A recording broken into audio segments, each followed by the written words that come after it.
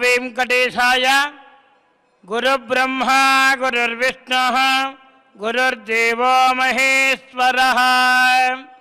గురుస్సాక్షాత్ పరం బ్రహ్మ తస్మై శ్రీ గురవే నమః.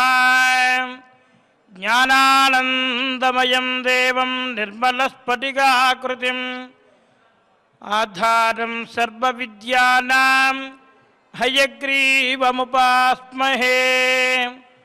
వెంకటాద్రిసమం స్థానం బ్రహ్మాండే నాస్తి కించన. వెంకటేశ సమో దేవో న భూతో న భవిష్యతి. అఖిల భువన జన్మస్థేమ భంగాదిలీలే వినత వివిధ భూతవ్రాత రక్షైక దీక్షే. శృతి శిరసి విదీప్తే బ్రహ్మణి శ్రీనివాసే. భవతు మమ పరస్మిన్ శ్రీముషీ భక్తిరూప. ఆపదామపహర్తారం దాతారం సర్వసంపదాం. లోకాభిరామం శ్రీరామం భూయో భూయో నమామ్యహం. బుద్ధిర్బలం యశోధైర్యం నిర్భయత్వమరోగత. అజాడ్యం వాక్పటుత్పంచ హనుమస్మరణాత్ భవేత్. అస్మద్గురుభ్యో నమః. శ్రీమతే రామానుజాయ నమః. సమస్త పరివారాయ సర్వదివ్యమంగళ విగ్రహాయ శ్రీమతే నారాయణాయ నమః. శ్రీ శ్రీనివాస పరబ్రహ్మణే నమః. వేదవేద్యుడు వేద ప్రతిపాదితుడు వేదనిధి అయినటువంటి శ్రీనివాసుని యొక్క శ్రీచరణములకు శిరస్సు వంచి సాష్టాంగ ప్రణిపాతం గావిస్తూ స్థిరవాసరం స్వాతి నక్షత్రం శోభగుర్నామ సంవత్సరం దక్షిణాయనం హేమంత ఋతువు మార్గశిరమాసం కృష్ణపక్షం దశమీ తిథి స్థిరవాసరం అనగా శనివారం మందవాసరం స్వాతి నక్షత్రం శ్రీనివాసుడు చక్కగా సకల విధములైనటువంటి కైంకర్యములన్నీ కూడా పూర్తి చేయించుకొని కైంకర్య పనుల చేత భక్తుల పాలిట కొల్పతరువై స్వామివారు వేంచేసి ఉన్నారు కటివరత హస్తములతోటి. అటువంటి తిరువేంకట నాయకుని యొక్క శ్రీచరణ సన్నిధిలో ప్రతినిత్యము కూడా భగవద్గాథలని భగవద్వైభవములను భగవద్గుణానుభవమును గూర్చి మనం శ్రవణం చేస్తూ ఉన్నాం. స్వామివారి యొక్క దయ వలన ప్రతినిత్యము కూడా శుభ ప్రాతకాల సమయంలో శ్రీనివాసుని చెంత నాదనీరాధన కళావేదికపై శ్రీ వెంకటేశ్వర భక్తి ప్రసార మాధ్యమం ద్వారా అనేక రకమైనటువంటి వేద వాంగ్మయంలో ఉన్నటువంటి సారములలోని పురాణములన్నీ కూడా మనం శ్రద్ధగా శ్రవణం చేస్తున్నాం. వ్యాసం వసిష్ఠరప్తారం శక్తే పౌత్రమకల్మషం పరాశరాత్మజం వందే సుఖతాతం తపోనిధిం. వ్యాసభగవానుడు శ్రీమన్నారాయణుని యొక్క అనుగ్రహం చేత అనేక రకమైనటువంటి పురాణములు రచిస్తూ చక్కగా మనందరికీ కూడా శ్రవణ భాగ్యాన్ని పఠన భాగ్యాన్ని ప్రసాదిస్తున్నారు. అటువంటి నారాయణం నమస్కృత్య నరం చైవ నరోత్తమం దేవీం సరస్వతీం వ్యాసం తతో జయముదీరయేత్. వేదవ్యాస మహర్షి వారికి నమస్కరిస్తూ మద్వయం భద్వయం చైవ భద్రయం వచతిష్టయం అనాపలింగకూష్కాని పురాణాన్ని పృథక్ పృథక్. మత్స్య మార్కండేయ పురాణముల మొదలుగాండి స్కాంత పురాణముల వరకు ఉన్నటువంటి అష్టాదశ మహాపురాణములోని శ్రీ నారదీయ మహాపురాణంలో పూర్వభాగంలో ఏకాదశోధ్యాయంలో స్వామివారి వైభవం గూర్చి మనం తెలుసుకుంటూ ఉన్నాం. నిన్నటి రోజున ఆ దేవమాత అయినటువంటి అదితిమాత తన కుమారులు పడుతున్నటువంటి దురవస్థను చూసి బాధపడి పరంధాముణ్ణి ఆ నారాయణమూర్తిని అనేక రకమైనటువంటి వేల సంవత్సరములు దివ్య సంవత్సరములు భక్తితోటి ఒంటి కాలిపై ఒంటి వేలిపై నిలబడి తపస్సు చేసి భగవంతుని ధ్యానంలో సాక్షాత్కరింపజేసుకొని ఆ పరంధాముడు ప్రత్యక్షమవగానే ఆనందపూరితంగా ప్రార్థన చేస్తూ ఉన్నది. నమస్తే దేవదేవేశ సర్వవ్యాపిన్ జనార్దన, నమస్తే దేవదేవేశ సర్వవ్యాపిన్ జనార్దన, సత్వాదిగుణభేదేన లోకవ్యాపారకారణ, నమస్తే బహురూపాయ రూపాయ చ మహాత్మనే, సర్వైకరూపరూపాయ నిర్గుణాయ గుణాత్మనే, నమస్తే లోకనాథాయ పరమజ్ఞానరూపిణే, సద్భక్తజనవాత్సల్యశాలినే మంగళాత్మనే, యస్యావతారరూపాణి హర్చయంతి మునీశ్వరాః తమాదిపురుషం దేవం నమామి హ్యర్థసిద్ధయే.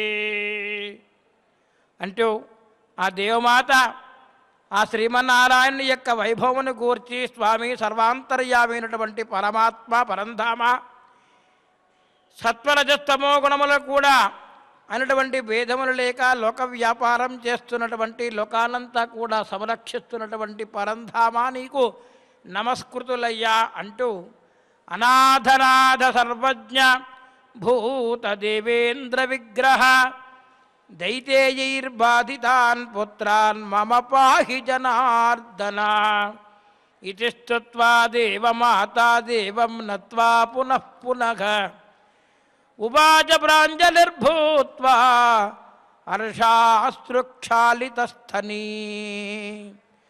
పరంధాముడైనటువంటి ఆ శ్రీమన్నారాయణుని గూర్చి ప్రార్థన చేస్తే అమ్మా నీకు ఏం వరం కావాలో కోరుకో అమ్మా అని యొక్క తపస్సుకు మెచ్చాను అని అంటే, స్వామి నా పుత్రులు ఆ దైత్యుల చేత బాధపడుతున్నారు, వారు కూడా నా పుత్రులే, వారికి ఇబ్బంది లేకుండా నా పుత్రులకు తిరిగి మరలా ఐశ్వర్య ప్రాప్తి స్వర్గలోక ప్రాప్తి కలగజేయవయ్యా, ఆ స్వర్గలోకాల్లో తిరిగి మరలా నా కుమారుడు సామ్రాజ్యం చేసేటట్లుగా అనుగ్రహించవయ్యా అంటూ పాహి జనార్దన దైతేయార్బాధితాన్ పుత్రాన్ మమ పాహి జనార్దన, నన్ను కాపాడవయ్యా ఓ జనార్దన అని చెప్పి దేవమాత అంజలిపూర్వకంగా ఎప్పుడైతే ప్రార్థన చేసిందో పరంధాముడు చెబుతున్నాడు.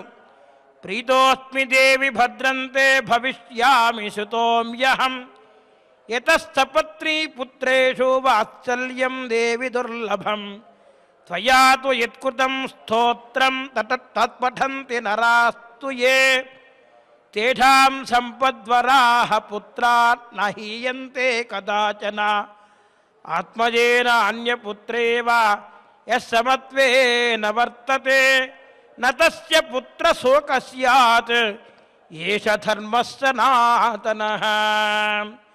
ఓ దేవమాత, నేను చాలా సంతోషించానమ్మా. నీవు చేస్తున్నటువంటి ఈ యొక్క స్తోత్రానికి నేను ప్రసన్నుడనయ్యాను, నీకు శుభం కలుగాక. దుర్లభమైనటువంటి నీవు చేస్తున్నటువంటి పని చాలా ఆనందం కలిగింది. నీ సవతి యొక్క కొడుకుల యందు వాత్సల్యముగా ఉన్నావు నీవు, అందుకు నేను సంతోషిస్తే నీకు నేను పుత్రునిగా జన్మిస్తాను అని చెప్పి స్వామివారు ఒక వరాన్ని ప్రసాదించారట. వెంటనే నీవు పుత్రశోకం వీడవమ్మా, నీకేమీ నీ పుత్రులకు ఏ విధమైనటువంటి ఇబ్బంది కూడా కలగదు. సమభావంతో సనాతన ధర్మాన్ని కాపాడుతున్నటువంటి ఓ అదితి మాత నీకు ఆశీర్వచనములు అంటూ ఆ పరమాత్మ యొక్క కరస్పర్శ జరిగిందట మహాతల్లికి. అంటూ వెంటనే అమ్మ చెబుతోంది, అదితి మాత ఈ ప్రకారంగా అంటున్నారు. నాహం వోఢం క్షమాదేవ త్వమాద్యం పురుషం వరం అసంఖ్యాత అండరోమానం సర్వేషం సర్వకారణం యత్ ప్రభావం న జానంతి శ్రుతయః సర్వదేవతాః తమహం దేవదేవేశం ధారయామి కథం ప్రభో. హే ప్రభో నారాయణ, భక్తజన వాత్సల్య శ్రీమన్నారాయణ, ఆదిపురుష, నీవు నాకు పుత్రుడిగా జన్మిస్తాను అని చెప్పావు, చాలా సంతోషం. కానీ ఆదిపురుషుడు పరమపురుషుడువు నిర్వికారుడవు నిరామయుడు నిరంజనుడవు అయినటువంటి నిన్ను నేను మోయగలనా తండ్రి? నీవు బ్రహ్మాండ భాండములంతా కూడా నిండి ఉన్నావు. విశ్వం విష్ణు సమస్తమైనటువంటి లోకములన్నీ కూడా వ్యాపించి ఉన్నటువంటి నిన్ను నేను మోయగలనా తండ్రి? సర్వేశ్వరుడు, దేవతలందరికీ కూడా ప్రభువైనటువంటి వాడివి నీవు. వేద ధర్మ ఇతిహాసములతోటి స్తోత్రింపబడినటువంటి వాడవు. అటువంటి నీ ప్రభావము మాకు తెలుస్తుందా స్వామి? నిన్ను దేవాది దేవుడైనటువంటి నిన్ను నేను ధరింపగలనా? అణువు నీవే, అణువు కంటే అణువు నీవే, సూక్ష్మాణువు నీవే, పరార్థము లేనివే, పుట్టుక లేనివాడివి నీవే, పరమైనటువంటి వాడవు ప్రభువా శ్రీమన్నారాయణ పురుషోత్తమ. నిన్ను నేనెట్లు ధరింపగలనయ్యా? నీ నామస్మరణ మాత్రముననే ఎన్నామ సంకీర్తనం, నీ యొక్క నామస్మరణ చేసిన వెంటనే మహాపాతకములన్నీ కూడా తొలగిపోతాయి కదా మహానుభావ. మహాపాతకయుక్తోపి ఎన్నామస్మృతి మాత్రత ముచ్యతే సకథం దేవో గ్రామ్యేషు జనివర్హతి. నీ యొక్క నామ సంకీర్తన చేసినట్లయితే అనేక రకమైనటువంటి జన్మలలో చేసినటువంటి పాపములన్నీ కూడా పటాపంచలైపోతాయి కదా మహానుభావ. నీ యొక్క నామస్మరణ చేయడమే మాకు అత్యంత దుర్లభమైనటువంటిది. మహాపాతక ఉపపాతకములు చేసినటువంటి వారికి అయినప్పటికీ కూడా నీ యొక్క నామస్మరణ చేసినట్లయితే హరే రామ హరే రామ రామ రామ హరే హరే, హరే కృష్ణ కృష్ణ కృష్ణ హరే హరే, గోవింద గోవింద గోవింద గోవింద అంటూ నీ నామస్మరణను మనసా వాచ కర్మణాత్మకరణ శుద్ధిగా ఎవరైతే చేస్తూ ఉంటారో వారందరికీ మహాపాతక ఉపపాతకములు అన్నీ కూడా తొలగిపోతాయి కదా మహానుభావుడా. నీవు మా యందు అంటే మేము పరమ అజ్ఞానులం, మాకు పరమమైనటువంటి అజ్ఞానులు కూడా పరమైనటువంటి అజ్ఞానులు మాకు ఏమీ తెలియదయ్యా. మా యందు ఎట్లా పుడతావయ్యా నీవు? నా యందు మత్స్య వరాహ కూర్మాది అవతారములు దాల్చినటువంటి పరంధామ శ్రీమన్నారాయణ, అనేక రకమైనటువంటి అవతారములు దాల్చినటువంటి నీ యొక్క విశేష చేష్టలున్నాయి కదా. కృష్ణావతారంలో జీవి చేసినటువంటి చేష్టలు ఏమి సామాన్యమైనటువంటి చేష్టలా స్వామి? ఆ యొక్క గొప్ప బాలికలు నిన్ను ఆనందంగా నీ యొక్క చరణార విందములను చేరాలని చెప్పి వస్తూ ఉంటే వెన్న దొంగగా వెన్న తిన్నావు కదయ్యా పరమాత్మ. వెన్నని తిన్నావు, దొంగిలించి తిన్నావు, దొంగ అనిపించుకున్నావు, ముద్దు కృష్ణ అనుకున్నావు. ఆఖరికి నీ తల్లి నిన్ను కట్టివేసింది, ఉలూకల బంధనం చేసేసింది. అమ్మా మన్ను తినంగానే శిశువునే ఆకుంటునే వెర్రినే అని చెప్పి అన్నావు కదా యశోదామాత. ఎంత అదృష్టవంతురాలయ్యా. నీ అన్నగారు బలరాములు వెళ్ళి అమ్మ మన్ను తింటున్నాడని చెబితే బ్రహ్మాండ భాండములన్నీ కూడా చూపించావు. ఆ గొప్ప బాలికలందరితోడు వాడందరితోడు కూడా కలిసి వారి ఇంట్లోకి వెళ్ళి వాళ్ళు తీస్తున్న వాళ్ళకి చిరుకుతున్నటువంటి ఆ వెన్నని కాస్త నీవు చక్కగా దొంగిలించి ఆరగించి వారికి అందరి యొక్క అజ్ఞానాన్ని పోగొట్టావు కదా పరమాత్మ. నీ చేష్టలున్నాయే అవి లీలామానుష విగ్రహుడవు నీవు. అందుకనే సంపూర్ణ అవతారం అంటారు కృష్ణ పరమాత్మ అవతారం. నీ చేష్టలే సామాన్యమైనటువంటి చేష్టలా స్వామి. మాలో అజ్ఞానాన్ని తొలగించడం కోసం వలువలు తీసుకెళ్ళిపోయావు, కాళీయ మర్దనం చేశావు. సమస్తమైనటువంటి రాక్షసులందరినీ పూతనాది సమస్తమైనటువంటి రాక్షసులందరినీ కూడా జయించావు. నీ మేనమామ అయినటువంటి కంసుణ్ణి కూడా జయించావు. ఎన్నో రకమైనటువంటి చేష్టలు చేస్తూ ఉన్నావు. ఇక్కడ చూస్తే నువ్వే, అక్కడ చూస్తే నువ్వే, ఎక్కడ చూసినా నువ్వే. గొప్ప బాలకులందరితో కూడా మమ్మల్ని అందరినీ కూడా ఆనందింపజేయడం కోసం చక్కగా మాతో పాటే నువ్వు కూడా మురళి మ్రోగిస్తూ చక్కగా ఆనందంగా పరవశంగా మమ్మల్ని అందరినీ కూడా భక్తజన వాత్సల్యుడిగా ఉండి మమ్మల్ని అనుగ్రహించి అనేక రకమైనటువంటి చేష్టలన్నీ కూడా చేశావు కదా. సాందీప మహాముని వద్ద విద్య నేర్చినటువంటి నీవు నీ యొక్క అన్నగారితో పాటు బలరాముల గారితో పాటు వెళ్ళి అక్కడ విద్య నేర్చుకుని వచ్చిన తర్వాత ఇక్కడ రేపల్లెలో అనేక రకమైనటువంటి మమ్మల్ని అందరినీ కూడా అనుగ్రహించడం కోసం పరమాత్మ నీవు రోహిణీ నక్షత్రంలో అష్టమనాడు ఆవిర్భవించావు. రాత్రిపూట ఆవిర్భవించినటువంటి నీవు అజ్ఞానాన్ని తొలగించడం కోసం ఆవిర్భవించి మమ్మల్ని అందరినీ కూడా నీ చేష్టల చేత ఆనందింపజేసినటువంటి చిన్నారి బాలుడుగా ఉన్నటువంటి నీవు అట్లాగే బ్రహ్మాండమంతా కూడా నీవే నిండి ఉన్నావు. సమస్తమైనటువంటి ఈ యొక్క పిపీలకాది సమస్తమైనటువంటి జీవరాశులలో కానీ అండపిండ బ్రహ్మాండములంతా కూడా నిండినటువంటి పరమాత్మ పరంధామ నిన్ను మోయడం నా వల్ల అవుతుందా పరమాత్మ? ఏమిటయ్యా మహానుభావ, నీ పాద పద్మములను సేవించేటువంటి వాళ్ళు కదా నేను.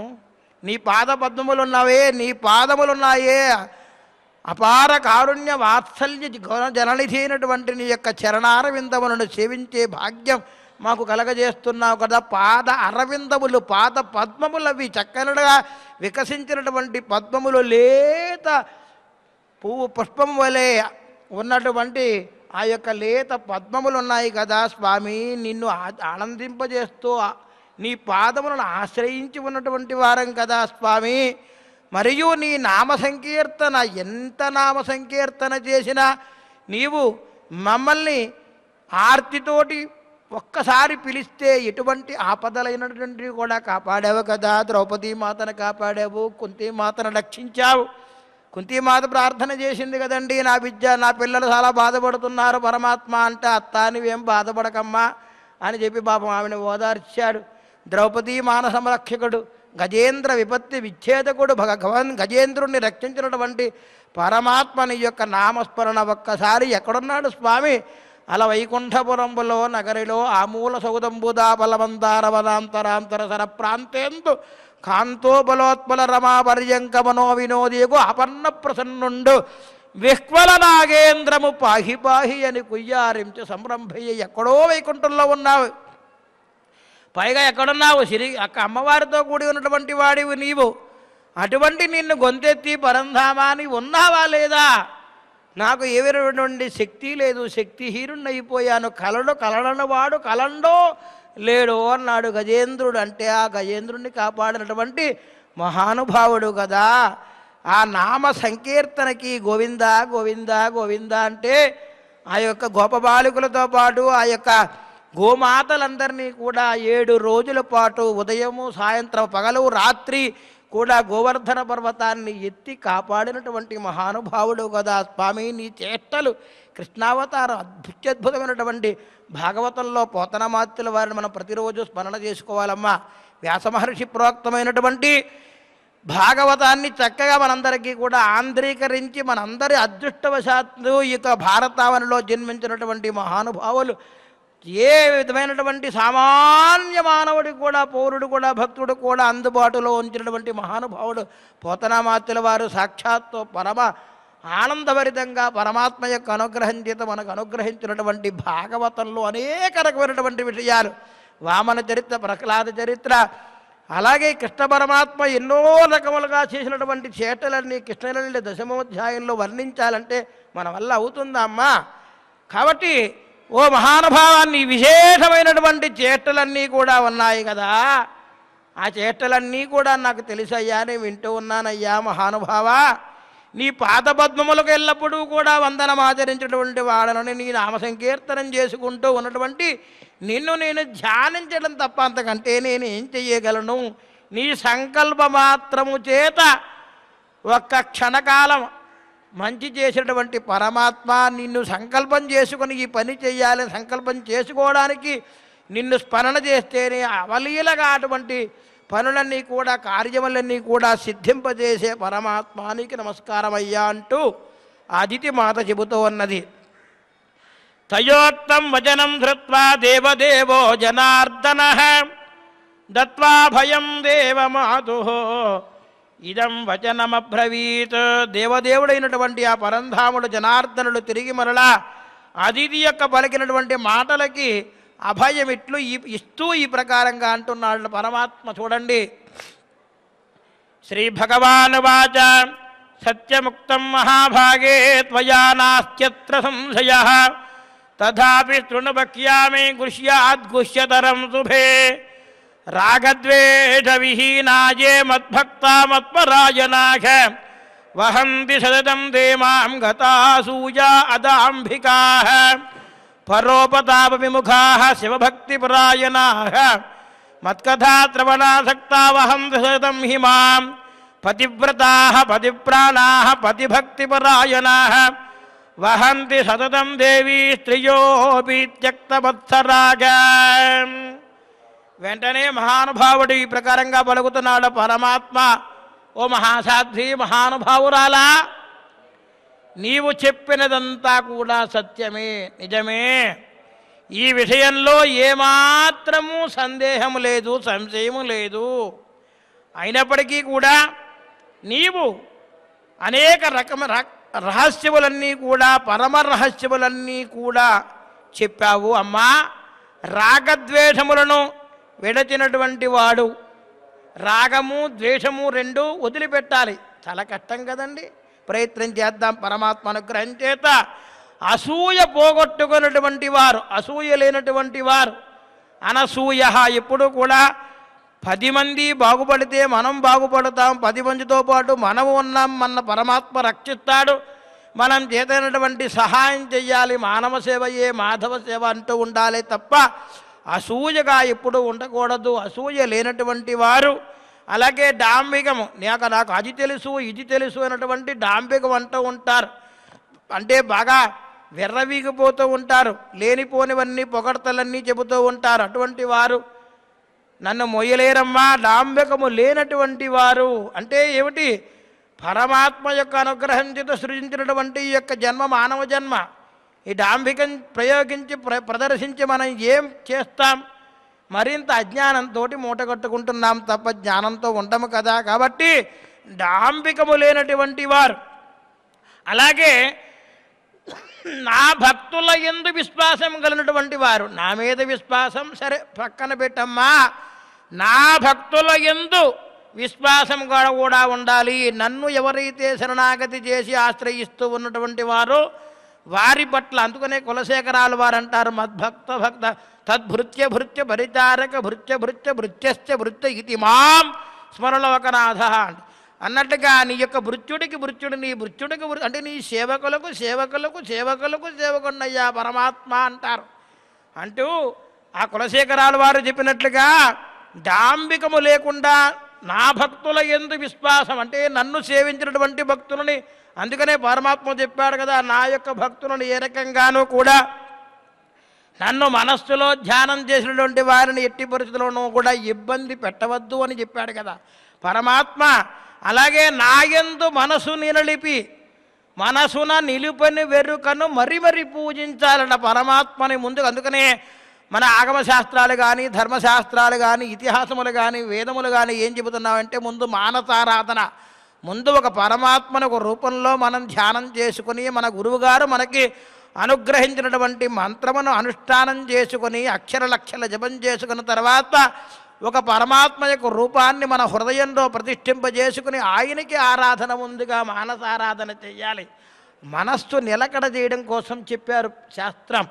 కాబట్టి మనసున నిలిపిన వెనుకను మరి మరి పూజించాలి. మనసు లేని పూజలు, మనసు లేకపోతే పూజలు ఏమైపోతాయి? అవి పగిలిన గాజులు అన్నారు. కాబట్టి మనసు లేకుండా పూజ చేస్తే ఏం ప్రయోజనం కలుగుతుంది? పగిలిపోయినటువంటి గాజు ముక్కలతోటి సమానం, తిరిగి మరలా అదుక్కుంటాయా. కాబట్టి భక్తితోటి విశ్వాసంతో మనస్సులో నన్నే ఎవరైతే ధ్యానం చేస్తూ ఉంటారో వారు నన్ను వహింపగలరయ్యా, నన్ను మోస్తారమ్మా అని చెబుతున్నాడు.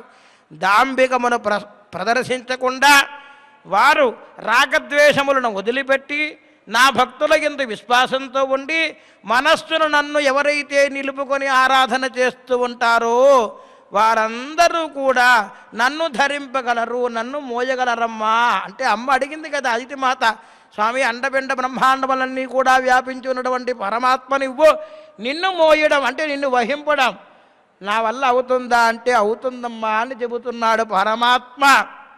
ఇక శివభక్తి పరాయణులు ఎల్లప్పుడూ కూడా పరమాత్మ అయినటువంటి ఆ శివభక్తి పరాయణులు ఎప్పుడూ కూడా నారాయణుని అనుగ్రహం ఎంతో మనకి, పరమేశ్వరుని అనుగ్రహం కూడా అంతే. బ్రహ్మ విష్ణు మహేశ్వరుల ముగ్గురు సృష్టి స్థితి లయకారకులు కాబట్టి ఎట్టి పరిస్థితుల్లోనూ వారు వేరు వీరు వేరని భేదంతో మనం ఎప్పుడూ కూడా ఉండకూడదు. వారి వారి ధర్మ అనుష్ఠానం ప్రకారంగా, స్వీయ అనుష్ఠానం ప్రకారంగా, వారి వారి సాంప్రదాయ ప్రకారంగా, వారి వారి యొక్క గురువులు అనుజ్ఞయించిన ప్రకారంగా వారు అనుష్ఠానం చేసుకోవాలి తప్ప ఎవరిని కూడా ఏ విధమైనటువంటి విషయంగానూ మనం మాట్లాడకూడదు. కాబట్టి శివభక్తి పరాయణత్వంగా ఉండాలి. అలాగే నా యొక్క కథలను శ్రద్ధగా శ్రవణం చేసేటువంటి వారు పరమాత్మ చెబుతున్నాడమ్మా. చూడండి, నా యొక్క కథలను భక్తిగా శ్రద్ధగా వినాలి అనేటువంటి ఆసక్తి కలిగినటువంటి వారు కూడా నన్ను వహిస్తారమ్మా. అంటే పురాణ ఇతిహాస వేద ధర్మశాస్త్రములన్నీ ఎంత గొప్పవో చూడండి.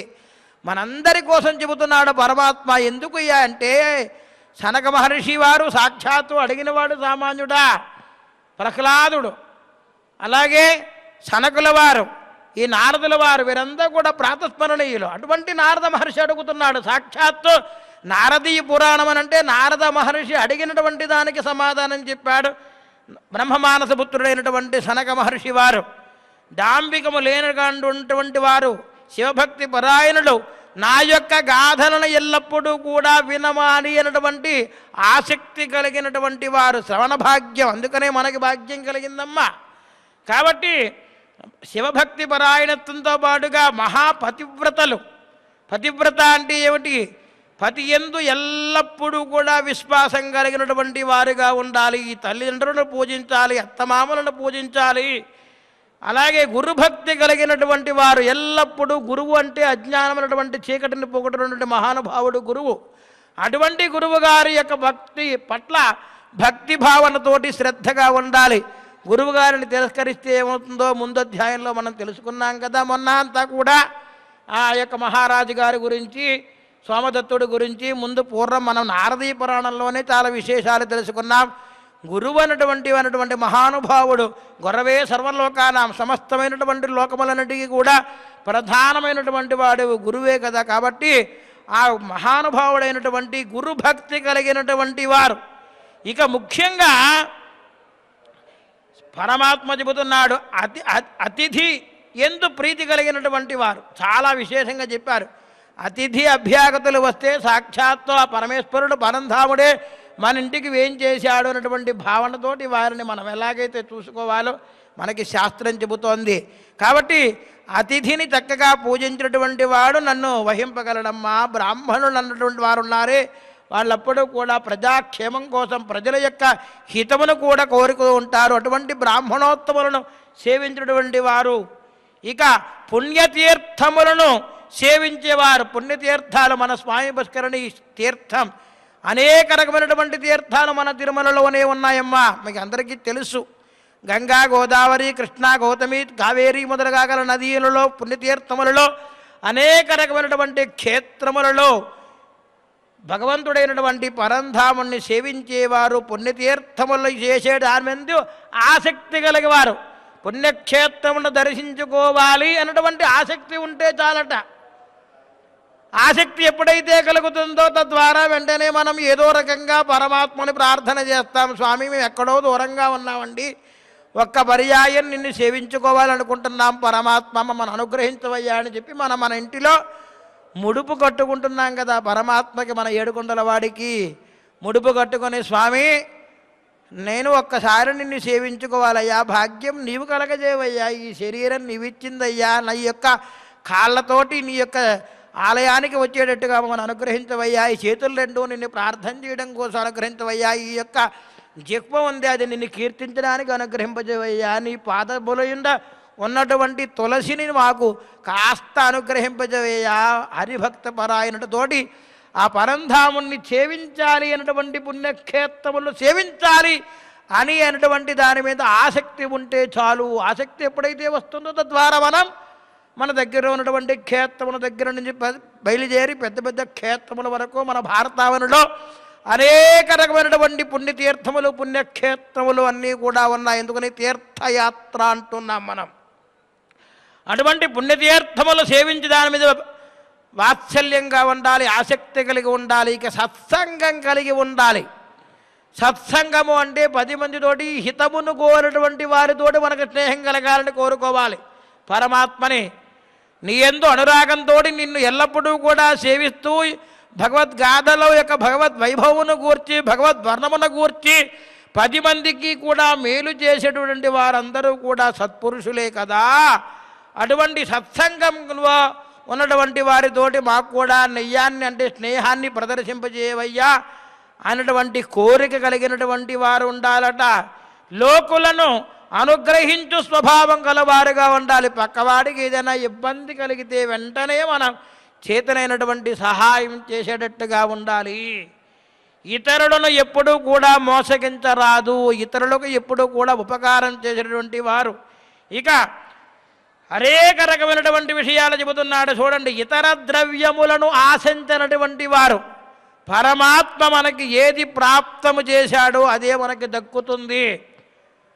బంగారు శిఖరం పక్కన కూర్చుని ఉన్నా మనకు దక్కదు అని చెప్పి రాసిపెట్టి పరమాత్మ చెబితే అది మనకు దక్కదు. అరణ్య ప్రాంతంలో దట్టమైనటువంటి కేకరారణ్యంలో ఉన్నా పరమాత్మ అనుగ్రహం చేత మనకు సంప్రాప్తింపవలసినటువంటిది ఏదైనా అది తప్పక సిద్ధిస్తుంది. కాబట్టి ఇందులో సందేహం లేదు. ఏ విధంగానూ కూడా ఎట్టి పరిస్థితుల్లోనూ కూడా ఇతరుల యొక్క ద్రవ్యాన్ని ఆశించకుండా ఉన్నటువంటి వారు, ఇక ముఖ్యంగా స్త్రీల పట్ల విశ్వాసంతో ఉన్నటువంటి వారు, గోవుల పట్ల గవామంగేషు తిష్టంతి భువనాన్ని చతుర్దశ, భువనం గోవు కనబడితే వెంటనే ప్రదక్షిణం చెయ్యాలి ముమ్మార్లు. అటువు గోవు ప్రాణి మనందరికీ కూడా చూడండి తృణము అంటాం. మామూలు సామాన్యమైనటువంటి భాషలో చెప్పాలంటే గడ్డి అంటాం. ఆ అమ్మ ఏం చేస్తోంది? గోమాత గడ్డి తింటోంది. మనకి తెల్లనైనటువంటి స్వచ్ఛమైనటువంటి క్షీరాన్ని పాలన ప్రసాదించేస్తోంది. ఏమి ఇచ్చి రుణం తీర్చుకుంటాం గోమాతకి? మనం ఏదైనా ఆశిస్తోందామని, నాకు డబ్బులు ఇవ్వండి, బట్టలు ఇవ్వండి, నాకు అది ఇవ్వండి, అది చెయ్యండి ఇది చేయండి అని చెప్పి ఆ మాత ఏదన్నా మనం అడుగుతోందా? మనం ఇవ్వగలమా? సూర్యుడు ఉదయిస్తున్నాడు, చంద్రుడు ఉదయిస్తున్నాడు, పరమాత్మ ఆవిర్భవిస్తున్నాడు.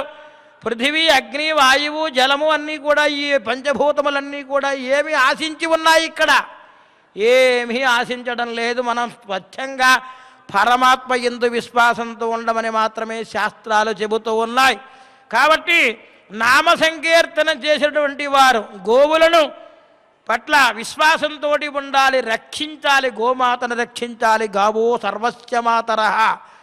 ఇవాళ చాలా మనం చేయవలసినటువంటి పనులు చాలా ఉన్నాయి. ఏమిటయ్యా అంటే గోమాతకి కాస్త తృణాన్ని తీసుకుని వెళ్ళి అక్కడ సమర్పణ చేస్తే ఆ మాత మనకి అనుగ్రహిస్తుంది.